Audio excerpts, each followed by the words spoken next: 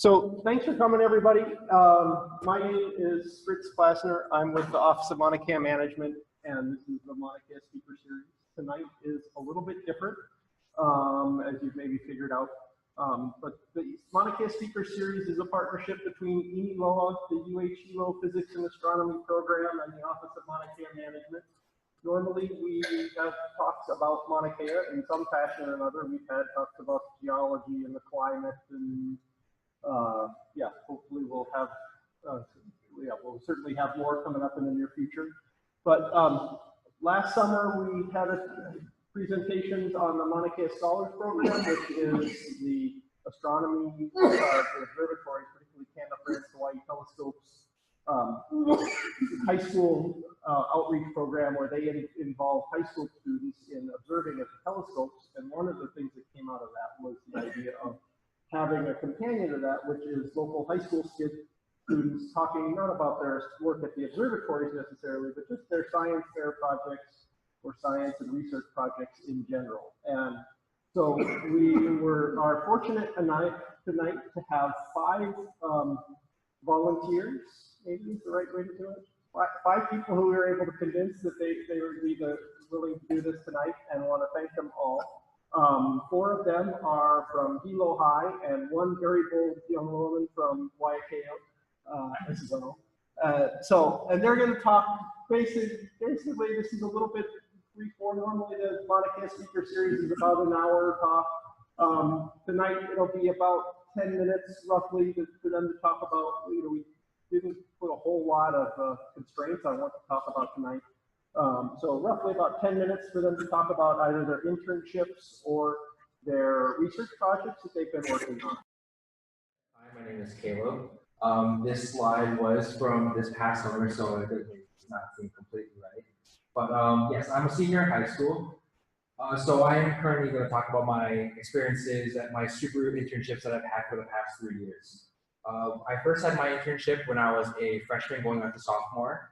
I went on to a project called Project Panoptes, which basically, it was me learning how to use the transit method, which is taking pictures of the night sky to find exoplanets. And these planets are planets that are circling other stars, like how Earth is circling our sun. I did that my freshman, sophomore year. I worked on that all summer. Then my sophomore to junior year, I worked on another project called Comets, which for one of their units that they have with instruments on Maunakea, they have a problem with one of their lenses getting humidity problems, and these lenses cost around $10,000 for 3. So this huge problem was damaging their lenses, and obviously at that price range, you're very concerned because you don't want to keep buying these. So I had to help them make some sort of cover that went over their lens and could pump in dry air and get rid of the wet air, or get rid of the humid air, so their lenses wouldn't get destroyed. And for my last internship at Subaru, I went back onto Panoptes and I kind of worked on something else. So when I was there my freshman year, I focused more on the building aspect. They have these little units where their camera gets mounted to, and it takes pictures of the night sky all night. So I just worked with a lot of aluminum, machining, and I figured out the proper ways to do all of that and make their units for them. I was able to make 4 for them. And this year I worked more on the electronic side, programming, soldering, things like that, and helped them that way. So this is kind of the presentation showing that. I had a partner with me. Unfortunately, he wasn't able to make it. His name was Kenny. But yes, yeah, that was my 3rd year interning, and I am also part of robotics for Hilo High School, which is kind of how I got most of my connections to join Subaru for my internship, as well as just more experience, so I didn't go to Subaru blind, not knowing what to do. So when I first started the internship, my senior year, or going on to my senior year, they told us that they wanted to make a power board for their units. Now, their original power board for the unit was, I guess you could say, kind of bulky. So they wanted to condense it as much as possible to make it easier for other people to make themselves. Because their overall goal, because you can't just have one camera taking pictures of the night sky, you don't really get a good perspective. So they want to have many of these units all over, maybe some sort of kit you could give to high schools, give to elementaries. They can build it themselves, and they can have this unit take pictures. They can have entire server where all this information can be compiled, and they can get a larger perspective, just more information. So I had to make the power board a lot easier for others to use and kind of learn how to use this thing right here.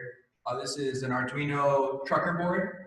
Going into the internship, I did not know what this was, what it could do, or if it would blow up the next day, but I figured that out, and we were able to successfully get it to work and help out everyone pen out this project. So yeah, you can kind of see here, this is their main power board. It has 5 main lines that go to different various things on the Panopti's unit. There's the camera itself, the mount, there's the Nook that controls the entire system, and a lot of other various things that needs to be controlled by this power board. And you kind of see it's very tedious to make. Soldering all these connections, putting on the resistors, diodes, getting all the individual parts. These relays themselves, even for this board in particular, there was a small manufacturer error that switched one of the 2 ports. So you kind of see on these, on every single relay right here, there's actually a wire that's sticking out because you can't solder it straight into the board. It needs to be switched and flipped. So just small things like that makes it harder and harder for other people to replicate this board, especially for anyone who doesn't have the proper tools for soldering and things like that. And in addition to that, to get it to work properly, you need a second board. This is the camera board that helps ensuring that the camera is turning properly with whatever program they have input to watch that part of the sky at that time. So both of these boards work in unison, and as you can kind of see, they may look very complicated if you have no background at all in electronics. So when it comes to this board basically is everything that they want and more. You can put both of those boards combined into just this one board right here, but they didn't know how, and it was my and my partner's job to figure out how it's done. So just like the original power board, it had the 5 lanes that allowed them to power all 5 of the different components that make up their Panopti's unit, as well as field switching and current sensing. So when they had their original unit, they couldn't find the current. They had to use separate systems and buy various products to put onto their board, or not even put onto their board, just to use to find out current and voltage going through their system. But this board has a built-in current sensing, which we were able to show them. And it's a lot more easier for them to use and a lot more accessible. So it became a very good advancement for Panopti's. So yes, as you kind of see in comparison, it's also a lot smaller. So size-wise, they can fit a lot more things into the Panopti's unit. It's less than 1/4 of the original board, which again saves them a lot of room. This was actually our first test to see if it could actually get readings. So in the Panopti's unit, they also have humidity sensors to kind of make sure that everything is going right inside the head unit with all the cameras. If there's too much humidity, things could go wrong. Obviously, also if it's raining, you need to turn the camera down, things like that. So we used the trucker board attached to an Arduino Uno, and we set up a small breadboard system working with this humidity temperature sensor right here. We're able to get readings. I believe I should have some, yeah. So kind of the small program to, oh, okay, sorry. Yeah, we were able to get readings telling the humidity and the temperature in the room at the time. Yes, so this is kind of after we made it on the breadboard, we decided to actually solder a small component that could go with the trucker board, and this is what we were able to create.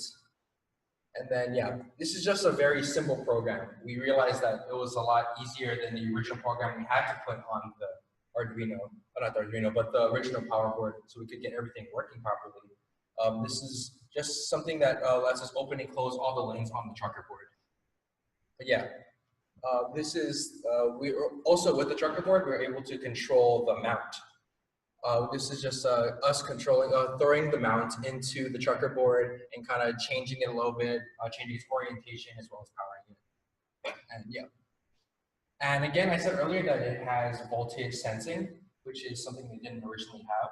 So this is a small program that we made to actually get the voltage from, this is a reading from the Arduino, not from any sort of multimeter or something like that. So for comparison, we have a voltage reading on the actual power supply. So it is 1.75. And coming from the Arduino, it was doing a constant reading around 1.18, 1.7, which is fairly close. But yes. So, and we also had to test every individual component. So we had the camera board as well. This was the camera system that we went with it. And again, the computer and the fan that the original power board had to, run. And all of this was able to go off of the Arduino trucker board combo, which was, again, really, really good. Yes.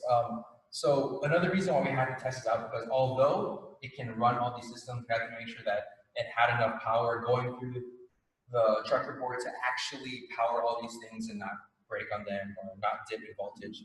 And you kind of see it uses a lot of current throughout the system as it does its usual functions. For the just running the computer, it's got its high and lows, maximum of 1.9, and for the camera, the fan, and the mount.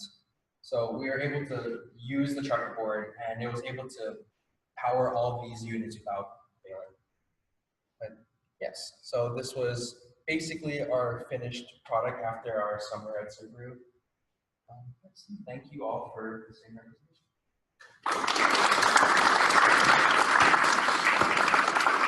So if there's any questions for Caleb, we have time, and rather than holding it for the end, we can just sort of go through. So if there's any questions for Caleb about his summer internship. Using surface mount components up there? Oh, sorry, did that? Using surface mount components up there? Yes. So Caleb, I have one. So what was the program that you did this internship through? My freshman year, it was through Waiākea.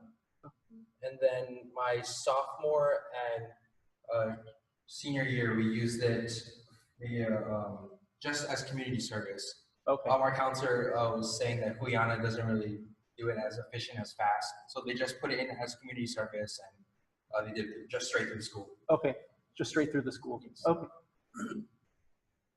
Okay. All right. Any other questions for Caleb? Yes. So what other work needs to be done on this component? From my memory, Or is it done? I think most part it was done, just more testing program-wise, because there was a lot of temperature sensors that had to go through it. So when they came to the actual internship itself, it was just Kenny and I. Most of our help came from people that weren't with us. We had a meeting every other week through Google Hangouts on Wednesday. So temperature sensing wise, I don't think it was completely well done. We had to use their programs. We couldn't get too much things ourselves. And no one actually got to try besides Kenny and I. So they would probably do more testing and see if there are any small problems that we didn't find ourselves. Thank you, Caleb. Thank you.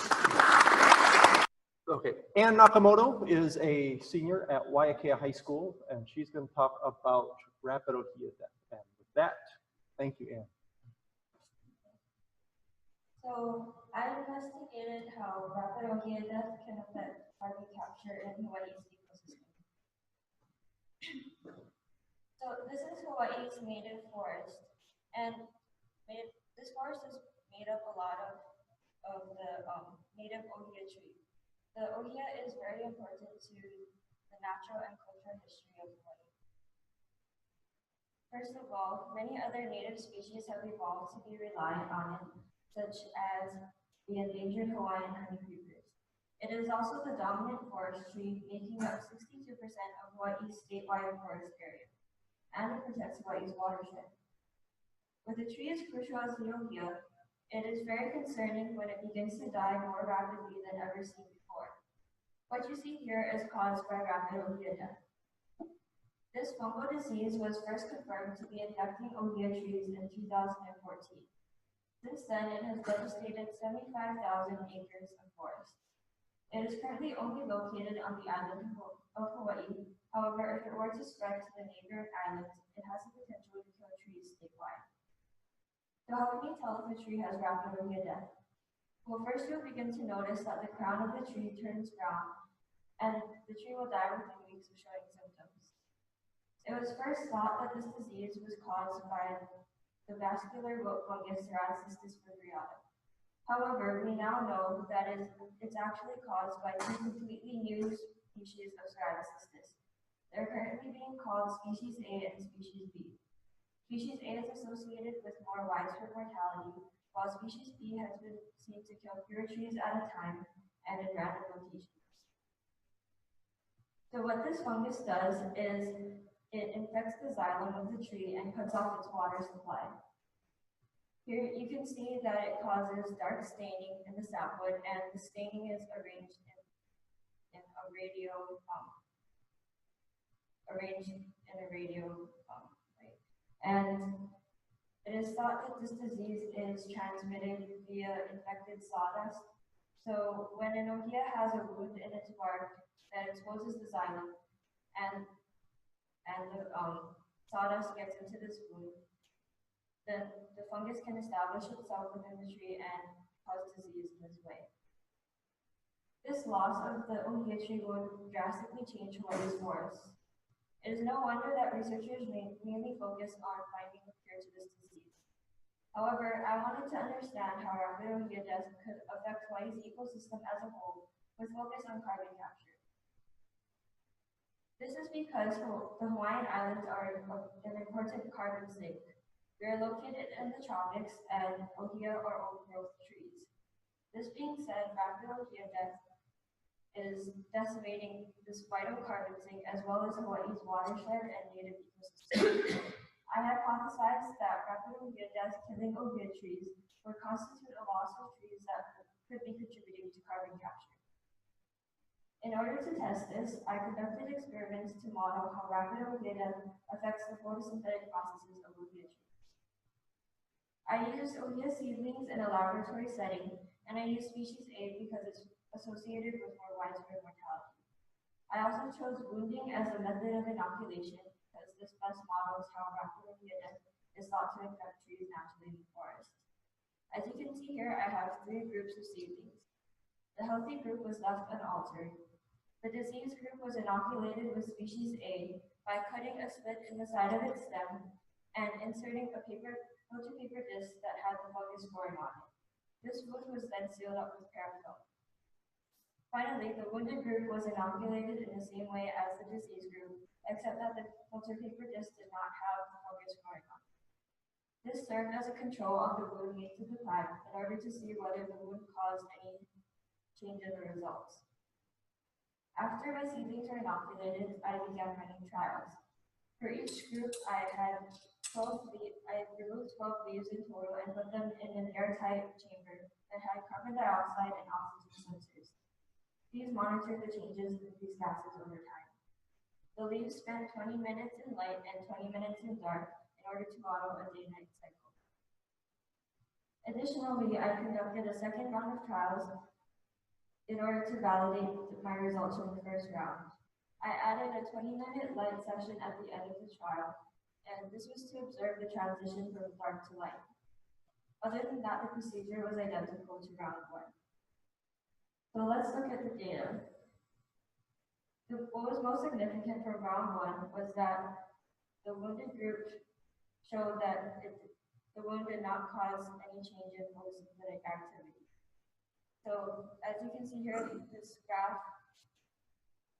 shows the change in carbon dioxide concentration in parts per million over time on the 6th day after inoculation.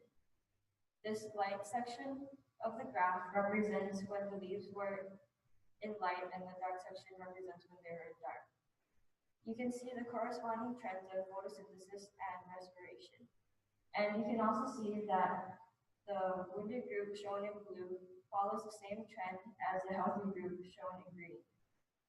This shows that any changes in photosynthetic activity were due to the disease and not the wound. The results for both trials were similar, and they're best summarized by the figures from round 2. This graph is set up in the same way as the previous graph, except that the wounded leaves are treated as healthy because of my findings from the previous round. You can see that the diseased leaves follow the same trend of photosynthesis and respiration as the wounded leaves. And this makes sense because at this time they were still looking healthy. However, after 14 days, you can see how the photosynthetic rate is decreasing for for the disease seedlings. At this point, the leaves looked like they were losing their glossiness and they were beginning to turn dull and green. And finally, on the 21st day after inoculation, the disease seedlings were not undergoing any photosynthetic activity. I did an extra trial of dead leaves in order to make this comparison. So as you can see, the diseased leaves followed the same trend as the dead leaves. At this point, they were still dull green, but they were dry and brittle. So to summarize the progression of the disease, when the leaves appeared healthy, they were undergoing normal photosynthetic activity. When they were beginning to lose their gloss and become veiny and dull, the photosynthetic activity was declining. After this point, when the leaves are at the severe disease stage, no photosynthetic activity was occurring. And so basically the same thing as the dead leaves. And this makes sense because in leaves with low water potential, the stomata begin to close and thus restrict the flow of gases. So to relate this back to my research goal, some new understandings emerge. First of all, Waiākea death causes the degradation of photosynthetic activity in Waiākea tree as the disease progresses within the tree. At the severe disease stage, the leaves have lost their photosynthetic capabilities. So, the loss of Waiākea trees due to rapid Waiākea death does constitute a loss of trees that could be contributing to carbon capture. However, it is difficult to quantify exactly how rapid Waiākea death affects carbon capture in Hawaii's ecosystem from the result of the study. Some limitations were the time frame of my experiment because it was not long enough to cover the full progression of the disease from inoculation to death. Also, my sample size was underrepresentative of the Waiākea forest population. And finally, I only studied species A, so we don't know if species B would have yielded different results. Despite not being able to fully address my research goal, this study is impactful in its originality. It serves as a preliminary to understanding how rapid Waiākea death affects chemical processes within Waiākea trees, and this can contribute to developing early detection methods of rapid Waiākea death because and this is important in the case that a cure is developed.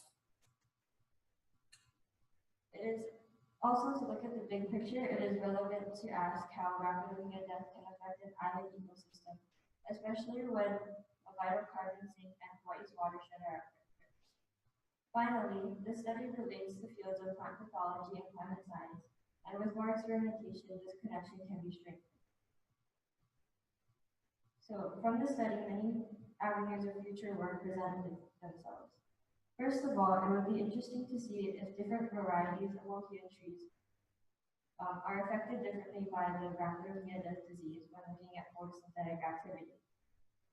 Also, to relate this back to climate change, instead of asking how rapid Waiākea death can affect climate change, we can ask how climate change can affect rapid Waiākea death.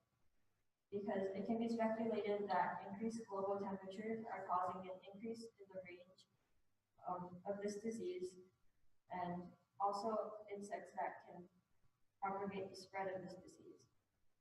Finally, it is, since rapid Waiākea death has already caused widespread mortality of Waiākea forests across the island of Hawaii, it is relevant to ask how this disease will affect the future of carbon capture in Hawaii's forests. So I could compare the differences in photosynthetic capabilities of different species of plants that would succeed the Waiākea in order to further understand how rapid Waiākea death affects carbon capture in Hawaii's ecosystem. So these are some key studies that influenced my work, and these are pictures that I cited throughout my presentation. I would like to thank Dr. Lisa Keith and Mr. Lionel Sugiyama from the USDA Pacific Basin Agricultural Research Center for their mentorship and use of lab space and equipment. I would also like to thank Mr. Aiden Colton from NOAA for use of equipment, and my teacher, Mrs. Whitney Ara Uhr, for her guidance and support. Thank you. Questions for Ann? I saw on some of your plots the oxygen levels of that. Yeah. Why does it do that? Because during that time in the darkness, that's when it's respiring. So that's why it models a day-night cycle, because when there's no light, the plant will go into respiration mode, and then in light it'll go back to photosynthesis. Explain why you use species A and why not species B. I use species A because it's associated with more widespread mortality than species B, because species B has been seen to kill fewer trees at a time and in random locations. Did you use multiple trees and sproutlings for these leaves, or did you use only one tree for healthy disease and wounded? I used, for each group, I had 4 seedlings, and I removed 2 leaves each from each seedling. I had 6 seedlings for each group, and I removed 2 leaves from each one and put them into the airtight chamber. Do you think it would have made a difference on the location of the leaves that you chose from? I tried to pick different sizes of leaves and from various spots along the plant in order to most control this variable. I have one question, Ann. Do you know, have an idea of sort of how fast the ohia accumulates woody biomass? I mean, you're looking at the carbon dioxide concentration, the gaseous concentration in the leaves. Do you know sort of how fast or how much relatively, how fast a healthy ohia or a diseased ohia might actually accumulate carbon in wood form?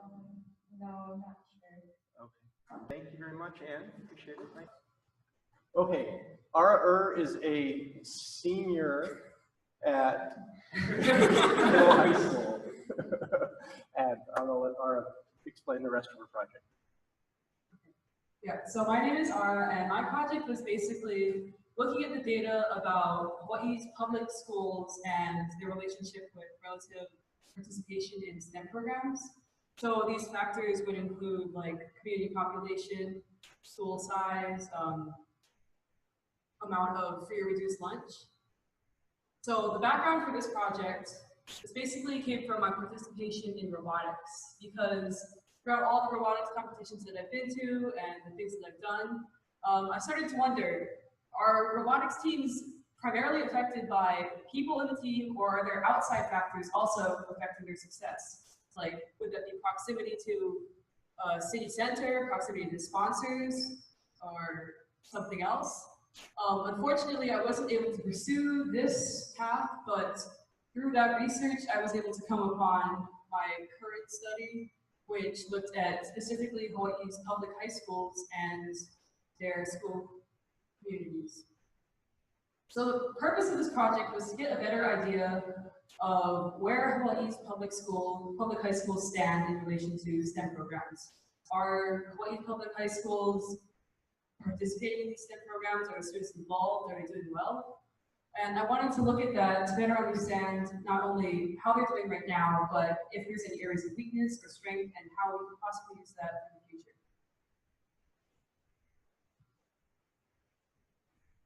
So my hypothesis was primarily based around the Strive High system of scoring. Basically, Strive High is used by the Hawaii State DOE to evaluate schools based on their preparation of students in several areas.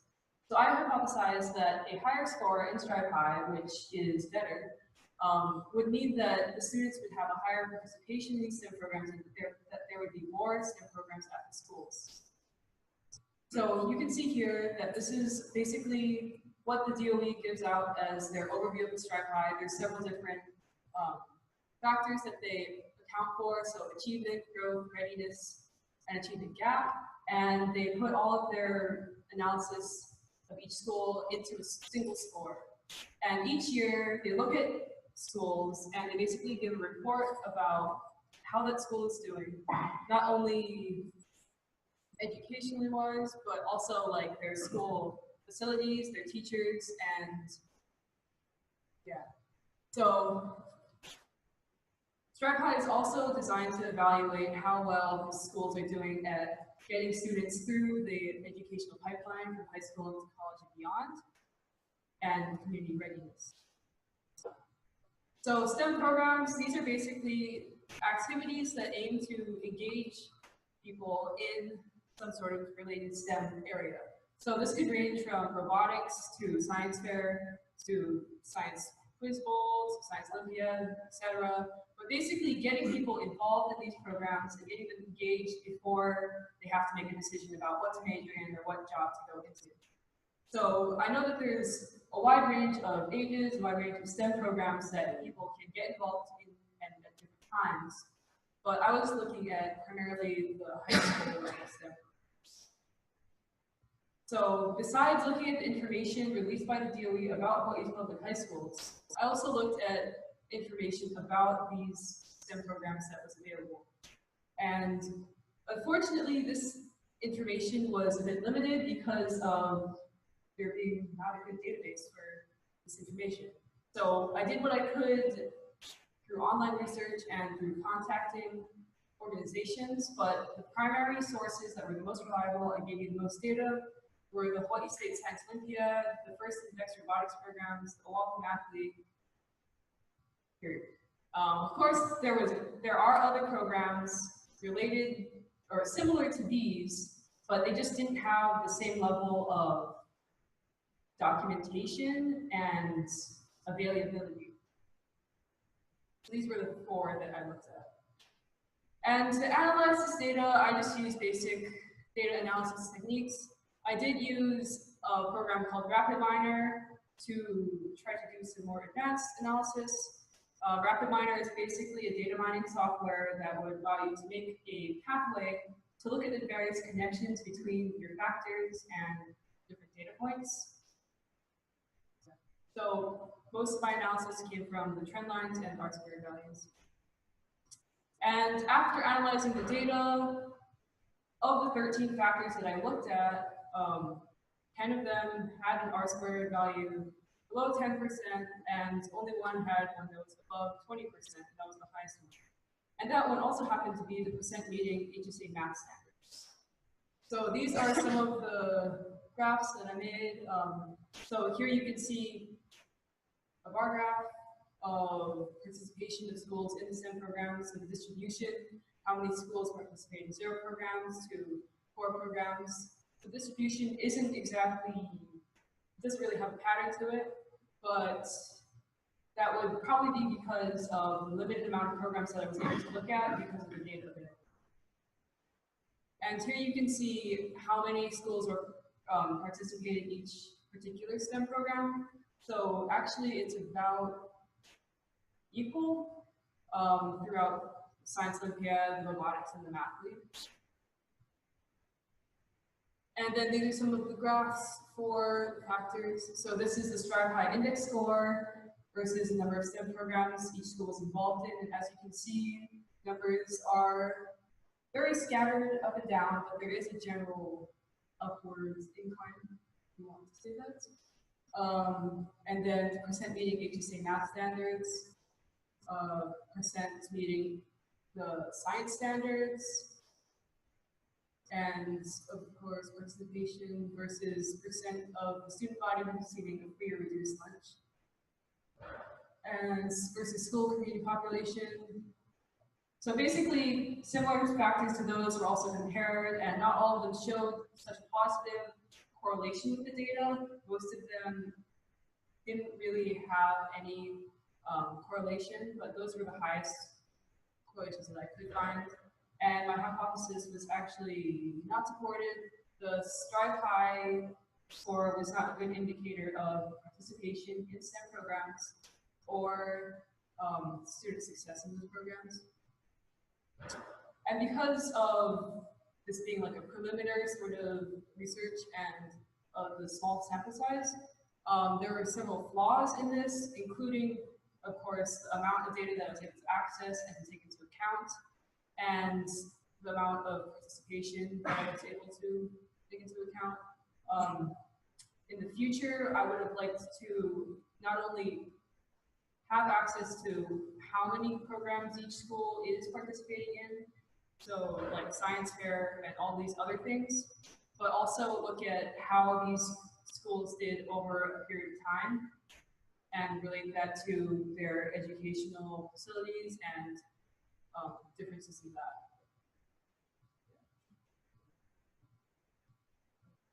And then another thing would be to increase the amount of schools that I looked at. At the beginning of looking at this data, I originally had in mind comparing public schools to private schools, but unfortunately because of the restrictions on the data available, I was only able to find reliable sources for public schools. There is information available about the private schools, but sources are not really credible, and yeah. So, but the overall goal of this project was to get a better idea of how Hawaii is engaging youth in these STEM programs and how we can look at this data to better improve education in STEM programs. And because of the changing times, the increasing technological economy, the amount of people going into these STEM-related fields, I think that it's important to take a look at how our schools are engaging students in these STEM programs and how they're actually doing. Because not all schools are equal in terms of resources or teachers, but if we can get a better idea of how these schools are doing and where they're weak in, then we can better target outreach programs and other opportunities for students. Any questions for Ara? So did I read that right with your R? Where value? Uh-huh. Okay, are you gonna consider that a correlation? That was the highest correlation that I could find.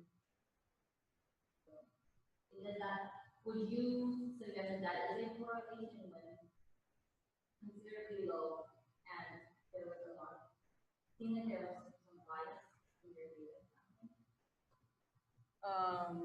I would not by any means say that this is a indicator, but I would like to give it more as a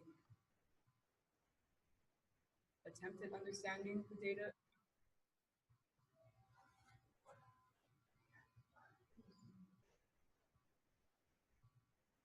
There's another question over there, Art. Did you look at number of students participating in each program? Because I know you said like number of programs by school. I was not able to look at the number of students participating because for most of the programs they would only give the schools participating, but not the amount of students or.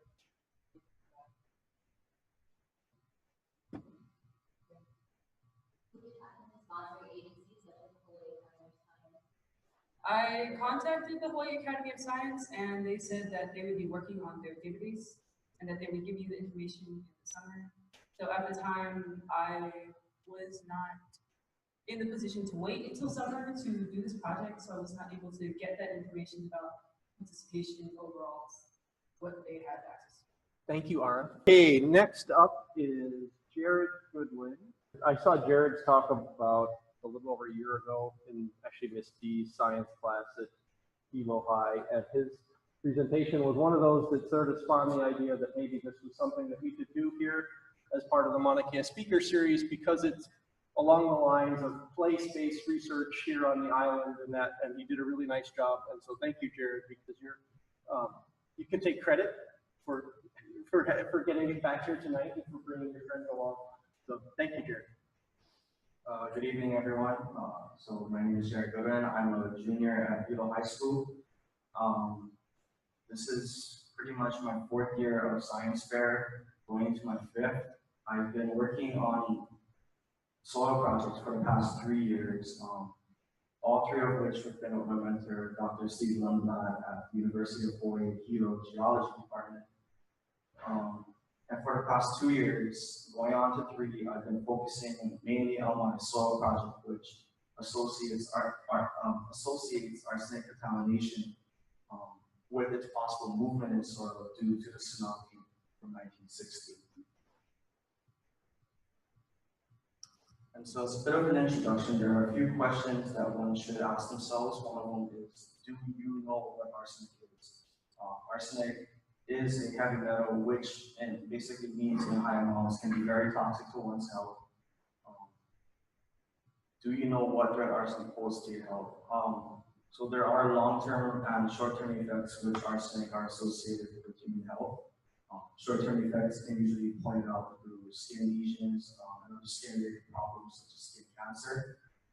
Long-term effects can include anything with problems in the lungs, the kidneys, and your other main vital organs. And my project with the arsenic contamination basically focused around Waiākea Park and the land surrounding Waiākea Pond.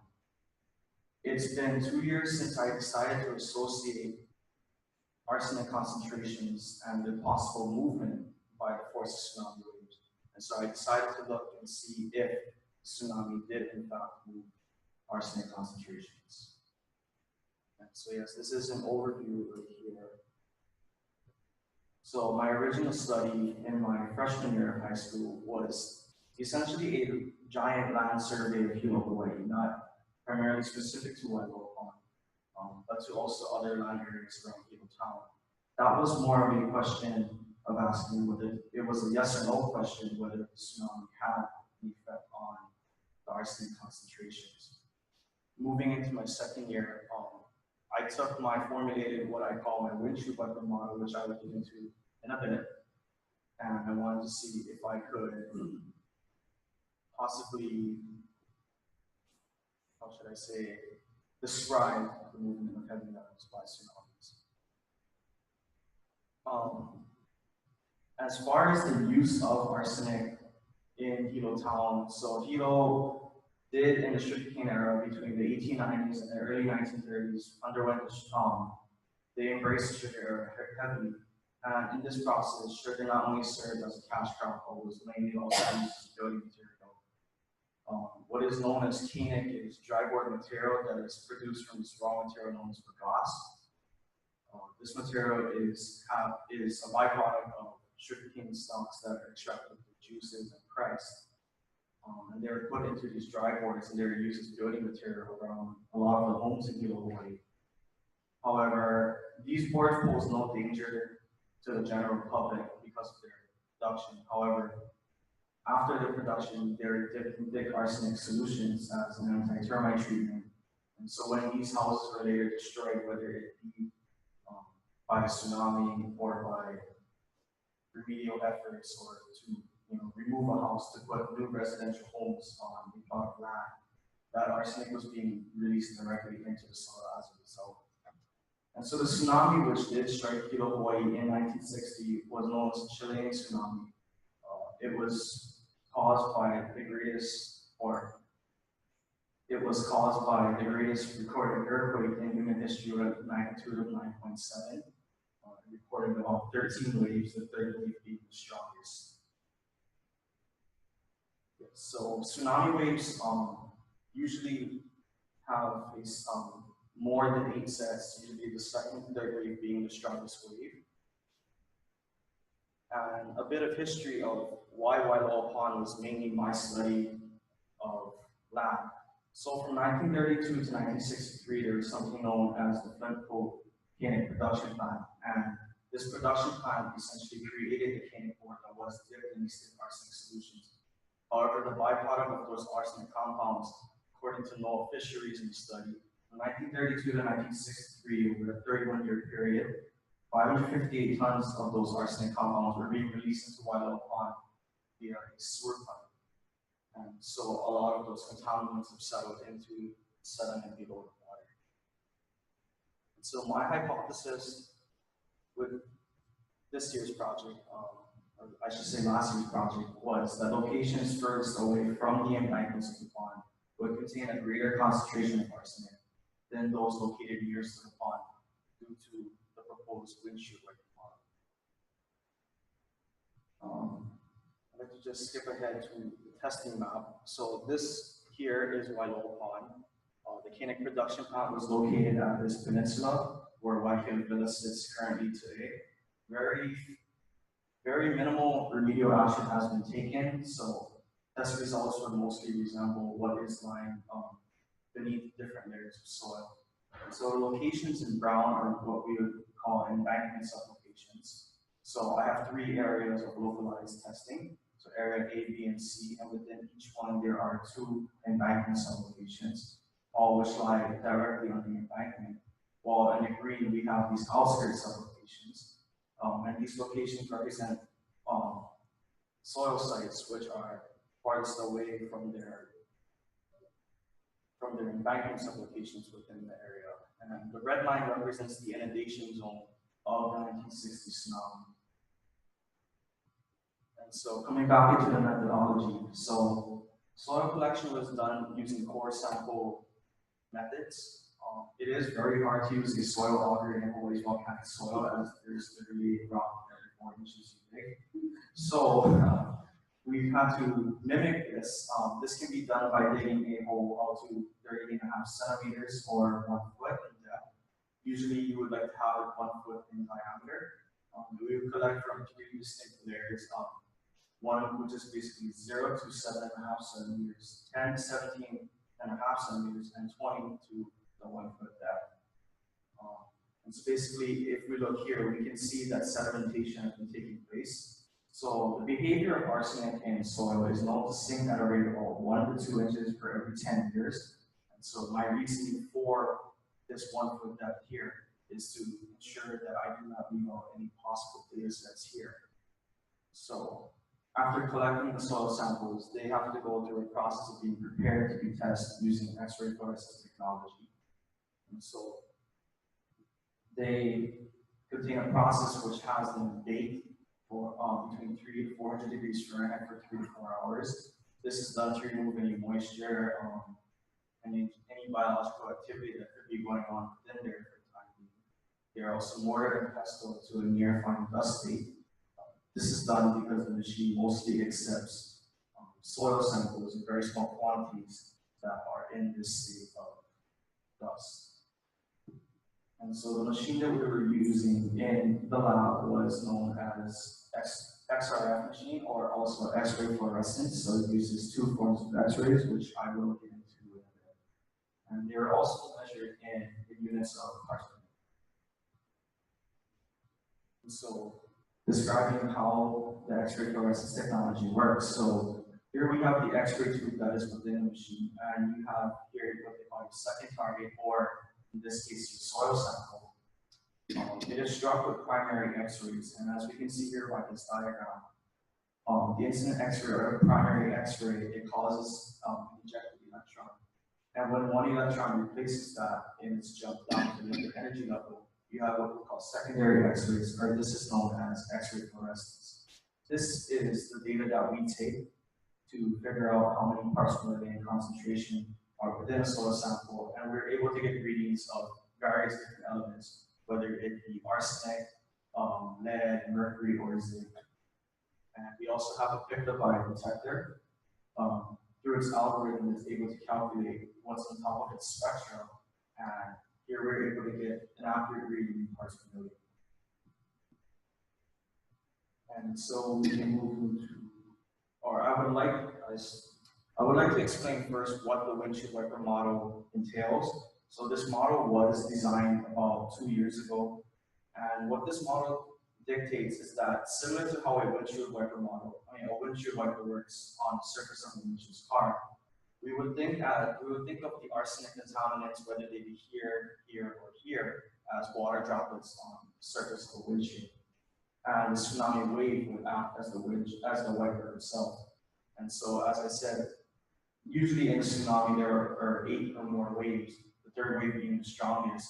So any concentrations that are gathered within here are essentially pushed through an up and down motion, and these concentrations are spread and distributed essentially to different locations around the soil.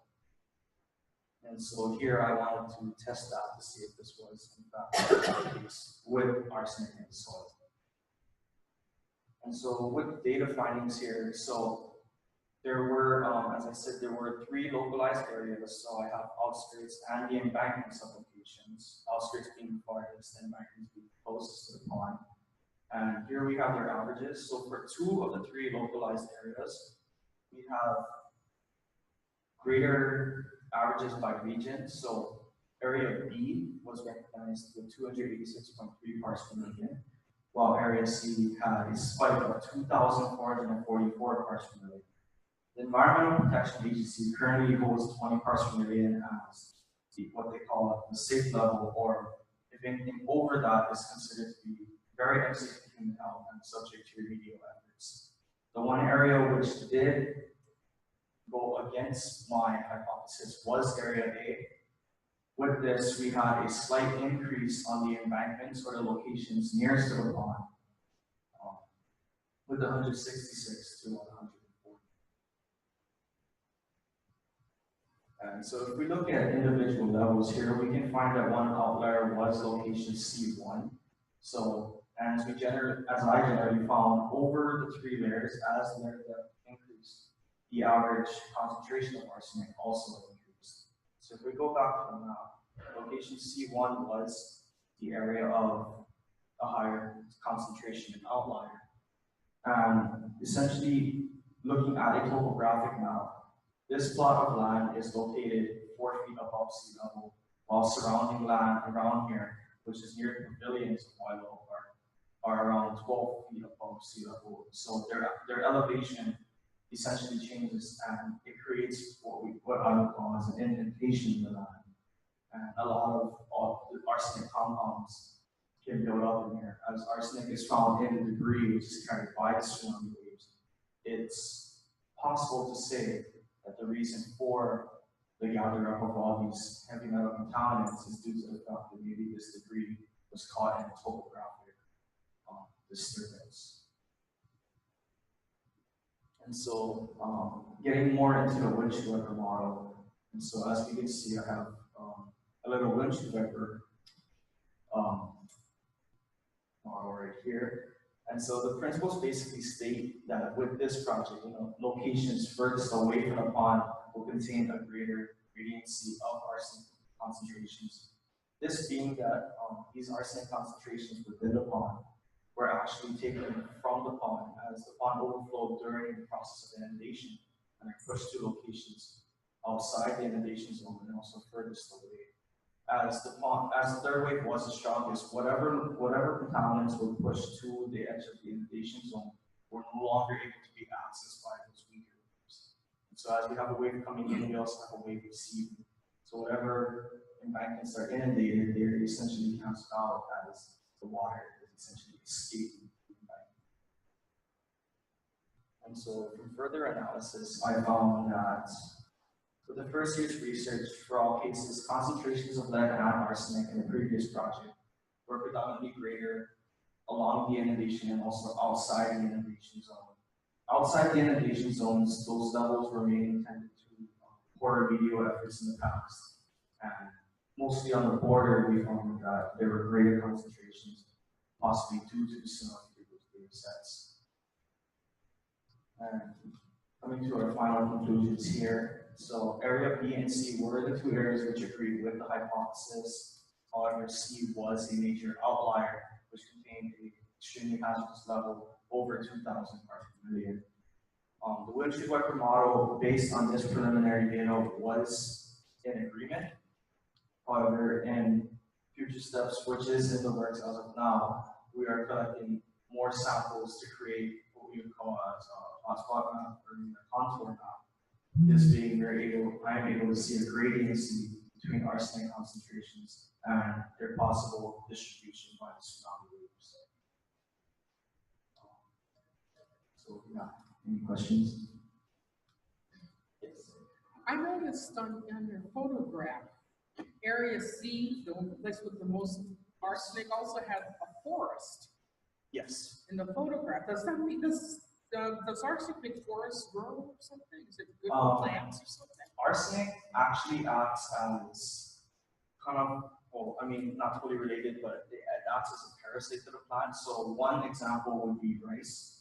And through nutrient uptake, they take up arsenic through the stems and they store it in the grain of the rice. However, it is evident because the rice tends to lose color.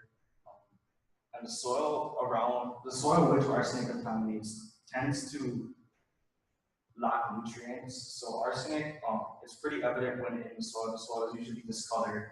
It lacks a lot of vegetation. However, there are some plants that still do grow, and an example is rice. But it does not help plants grow. Okay, so are you saying that maybe we should stay out of that forest completely? This is dangerous, we'll get cancer if you go in the forest too long or something? Well, there is exposure to arsenic. There is both short-term and long-term through chronic exposure. This is usually done whether you ingest soil somehow, or the most common way is through vegetation, which is growing within the contaminated part of land, but that's not advised to do so. Another topic that was brought up was what we know as bioaccumulation. And so Waiākea fish pond is called a fish pond because a lot of the wildlife there is eaten commonly, whether it be crabs or mullet. But the bioaccumulation basically states that 10% of what a creature contains, and that creature is consumed by a human, one retains 10% of those contaminants. So one fish may only contain 1 part per million of arsenic. And you may think, well, 20 parts per million is it's far from the safe zone, but you're taking 0.1 part per million from that fish, and over time, arsenic does not easily exit the body, and that's why it tends to accumulate. Have any of the EIS plans that have gone through for development in this area about the arsenic? So there is this plot of land next to Waiākea villas nearing Hilo. So here we have this area of land that is planned to be sold commercially, and so it was what we call a super fund in the past, where the EPA did take a heavy look at it, and they are having remedial efforts. The most famous one, which is soil removal, and so it is taking place currently right now on that land that's about to be purchased, and that's to ensure that arsenic levels are being brought down. But yes, to answer your question, there are measures being taken. Second question is that in area C, you noted that that's the highest level of arsenic. Yes. Yes. And as a baseball player, you do know that there is a co-op baseball field. Yes. As a baseball player, would you be playing on that field? Knowing what I know now, I would most likely try to avoid it. As, similar to Waiākea Pond, I've eaten wildlife from there, whether it be fish or crabs. But now knowing the process of bioaccumulation and also the ingestion of soil, how dangerous it can be, most likely not. I have talked to our local state representatives about it. They have yet to get back to me. Thank you, Jared. So last up tonight is Ina is a junior, as Jared is, at Hilo High. I, like Jared, have been doing science fair for now in my 5th year. And I started working with rat lungworm in Dr. Jarvie's lab at the pharmaceuticals research place. And I'm now in my 2nd year of research. So I was looking into knowing whether or not a rat lungworm larvae is dead or not. So one of the most problematic aspects of rat lungworm, as you guys probably know, it's been well broadcasted in the news as of late, is that we don't know a way of killing it. However, in order to know what substances kill it and which don't, we first need to know whether it's dead or not. Previously, people have been looking at it under the microscope to determine if a larva was dead or not. However, that can be very ineffective. So I was looking at cell permeant fluorescent molecules and exposing it to a fluorescent light to see if that would be an effective death assay, or in other words, way of determining larvae dead or not. So this is the life cycle of a rat lungworm. So the life cycle begins when they lay eggs in the rat's lungs. So that's how this disease has its name. Typically, it'll inhabit that rat and it'll eventually migrate, and the rat will poop, and part of their poop is larvae. So the larvae are then ingested by snails, slugs, also frogs, crustaceans, a whole bunch of species. However, most common ways of human infection are through slugs. These larvae are then ingested by rats, whether it be through an area that a slug has inhabited or the slug itself. And then the larvae will then live in the brain and the lungs of the rat, and the life cycle will continue. So these are the larvae that I was particularly studying. As you can see, they are similar to many other parasites. They're transparent and extremely small.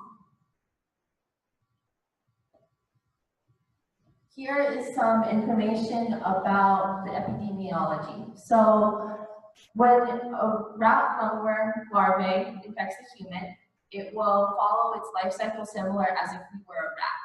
So it'll go through our digestive system, and eventually about at our small intestine, it'll get into our bloodstream, and a whole bunch of larvae, it's a hit or miss. Sometimes they will end up maybe in your eye, other times they will end up in your brain. And it's the brain which is most concerning because it will cause inflammation. This inflammation will result in severe neurologic disorders. And they may last 2 weeks, they may last the rest of your life. So there are no human-safe mechanisms to kill the larvae. It has been found that boiling, freezing in -80 degrees, and soaking your vegetables with 1.5% bleach solution will kill the larvae. However, that's not a practical means for most Hawaii residents. So the first step in determining what a successful vegetable wash, which is the most common means of human infection, for us to use generally would be to determine an effective death assay. So there are 3 commonly used research death assays. There's autofluorescence, because when these larvae die, they naturally emit a blue fluorescence. However, I was unable to use this because it's difficult to detect. It's such a slight fluorescence that I wasn't able to use it. Finally, there's mobility tests. Mobility tests, as I said earlier, a larvae may appear not to be moving, but that does not necessarily mean that it's dead. So this led me to staining. So in order to test this staining death assay technique, I first collected slugs from East Hawaii, and I would then follow the following procedure. Okay, so in the top right corner, you can see the slugs collected. I collect live slugs. There are 2 different ways of isolating larvae from these slugs. There's a through an acid digest, which really excites the worms because they're used to that acidic system because they go through your digestive tract. And then there's also a simple water digest, which I would proceed with. A water digest is where you leave the slug sitting in water, and over the course of 3 to 4 days, the larvae migrate to the bottom of the tube. And from this tube, you can just pipette out the contents, and there will be hundreds to thousands of larvae. So I was looking at 2 different stains to determine whether or not these larvae were dead or not. The first of which was Hosh. Hosh is a blue fluorescent molecule that will penetrate any nuclear membrane and will stain anything with DNA. So this was essentially my control stain. It would stain both live and dead larvae. But the more important stain that I was looking at was propydium iodide. Propydium iodide only permeates cell molecules that are dead, where their membrane is compromised. So the idea is that if a rat lungworm is dead, then their cells are dead and the rubidium iodide may penetrate. So in my study, I would take known dead larvae, known dead meaning I had soaked it in methanol and put it in negative 80 degrees Celsius for 30 minutes, and I would take known live larvae, where when you look at under the microscope, they are obviously moving. I would then stain them and be able to view the images of the staining through the operetta, as you can see next to me over there. These images you can see in bright field and in stain. So in this bright field, these are larvae. These are also larvae. So this is a sample of a live stain. As you can see, there's slight movement. So this is a larvae that's still moving. And because it's still moving, there's multiple different captures of it. This is the exact same picture, but with viewing host staining. So because it is alive, it has DNA, all molecules are stained. And I would use a picture like this and convert it to a grayscale. With this grayscale, I could then select all fluorescent molecules and isolate what was a larvae and what was not a larvae, because in the images, there's a whole bunch of junk that isn't a larvae. For example, this isn't a larvae, this isn't a larvae, but this is. So I want to be able to only look at the fluorescent staining of a larvae, not any junk, to determine its efficiency. And essentially what I found was that this method of staining is effective. Those that are, so this is the percent of larvae that fluoresced. Those that were dead and stained with Hoche fluoresced, which makes sense because they had DNA. Those that were dead and stained with PI also fluoresced. However, if they were live, then they did not stain with PI, but they did stain with Hoche. And as you can see, those that were stained had Hoche staining. And for rubidium iodide, those that were live did not stain, indicating that this rubidium iodide stain is an effective measure of death in rat lungworm larvae. So, in conclusion, the Hoche stain effectively indicated presence of larvae DNA. Rubidium iodide effectively indicate the presence of larvae DNA, but also only, rubidium iodide indicated that the larvae was dead, however, only in known dead larvae. It did not indicate it in live larvae. I would like to thank my mentor, Susan Jarvie at the University of Hawaii at Hilo, and Dr. Ingo, who works with the operetta. Thank you. Any questions for Ina? You know, when you're collecting them, you said you wore a face mask. What are you protecting against? It's proper protective equipment, because these larvae, if ingested, can be fatal. We have to do everything in a biosafety level 3 lab. Level 2 lab, so that requires certain precautions. If I'm outside smashing slugs, should I wear that too? If you're outside smashing slugs, make sure that you don't make any contact with your eyes or mouth or anything where it can get into your system. The way that you kill these worms is not how they would probably die in the wild, or how very vegetable. But do you think that would affect how these things get taken out by the dead worms?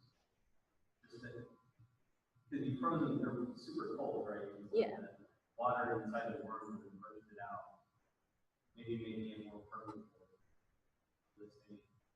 Well, in fact, I have tried to stain larvae which have been exposed to that negative 80-degree temperatures, but not the methanol. And that negative 80-degree temperature was not enough to prove that they were dead. So in essence, negative 80 degrees is not enough to kill the larvae. It needs that methanol. And that methanol is just another chemical substance like bleach, which will kill it, but we have to do further investigation to see if something like vinegar will be effective. Didn't you mention though that just freezing was enough to kill them? No, it has to be with methanol and negative 80 degrees Celsius. Well, thank you, Ina, and want to thank especially all of the 5 of you for coming tonight and having the courage to come up and do this and share your research.